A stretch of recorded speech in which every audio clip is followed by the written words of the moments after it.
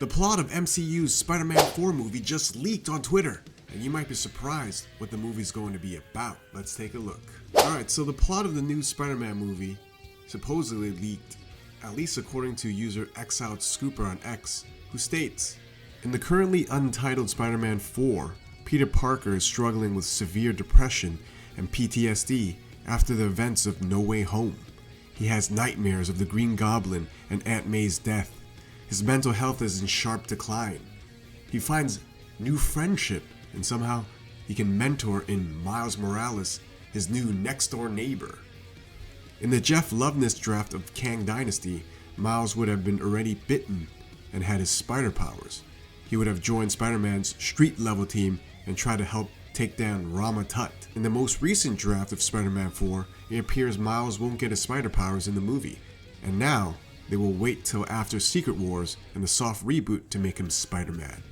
However, Tom Holland's Spider-Man will still interact with other variants of Miles Morales' Spider-Man, including Miles from the Spider-Verse movies in Beyond the Spider-Verse and Avengers Secret Wars. That's the leak. Well, one thing is, I'm glad that the whole Jeff Loveness draft of Spider-Man taking down Rama-Tut isn't happening anymore. That sounds pretty lame for a movie. Sounds like the leak is saying that the new Spider-Man movie will have Miles Morales in it with a depressed Peter Parker that will be mentoring him. But what will he be mentoring him in if the leak says Miles Morales doesn't even have powers yet until later movies? Perhaps the movie will have a 5-minute montage with Spider-Man helping Miles Morales with schoolwork and getting A's in all his classes. Also, can MCU use Miles Morales? I've heard rumors that Sony might not let Marvel Studios use villains they've already featured, which makes it hard to believe that Marvel will get to use Miles Morales in their Spider-Man movies. But who knows? Miles Morales is a tricky case regarding rights because he was created after Sony acquired the rights to Spider-Man. This means Sony likely has claims on all future characters who debut in Spider-Man comics, which is pretty insane.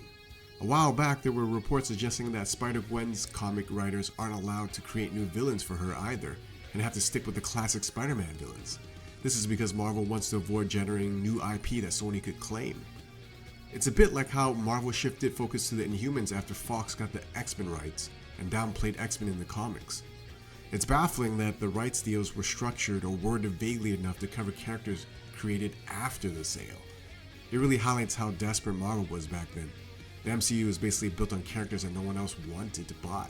But I guess selling the Spider-Man, X-Men, Hulk film rights did ultimately save Marvel from going bankrupt, so I guess we get the current situation or no MCU or Marvel Comics at all. Still, it would be nice to see what the MCU would look like if Marvel had unrestricted access to their whole character roster from the start. But what do you guys think? Is there credibility in this plot leak from the Exiled Scooper? What do you guys think the next Spider-Man movie is going to be about? Let me know in the comments.